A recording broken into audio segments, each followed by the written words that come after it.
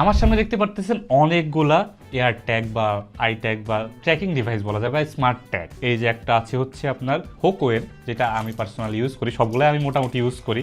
এর পাশাপাশি হচ্ছে মোম্যাক্সের, এবং এইটা হচ্ছে খুবই ফেমাস মিলি ট্যাগ, এটা অ্যান্ড্রয়েডের, এটা আইওএস এর। আর এইটা হচ্ছে আমার সবচেয়ে ফেভারিট ওয়ালেটে রাখার জন্য, যেটা আমি নিজে ইউজ করি, সব পরে যাইতেছে আমি দেখাইতেছি, আমি নিজেও ইউজ করতেছি দিস ওয়ান। এইটাও ট্র্যাকিং করা যায়, আর এতে অ্যান্টি লস্ট ফিচার্স আছে, এই প্রত্যেকটাতে অ্যান্টি লস্ট ফিচার্স আছে। তো এইগুলা মানুষ কেন ইউজ করে? ধরেন আপনি যদি আমার মতো একটু ভুলাক্কার টাইপের হয়ে থাকেন, জিনিসপত্র কোথায় রাখতেছেন ভুলে যাইতেছেন, তাহলে এগুলো আপনার জন্য ভালো। এর পাশাপাশি যদি আপনি মানে জিপিএস এর পিছনে খরচ না করে বা প্রত্যেক মাসে বেশি বেশি টাকা ঢালা যদি আপনার জন্য এক্সপেন্সিভ হয়ে যায়, কারণ জিপিএস এর জন্য নেট কেনা লাগে, সিম কেনা লাগে, অনেক প্যারা আছে, জাস্ট আপনার ডিভাইসটা ট্র্যাক করতে চাইতেছেন, ডিভাইসটা কোথায় আছে এটার একটা আপডেট জানতে চাইতেছেন, তার জন্য কিন্তু এগুলো সেরা।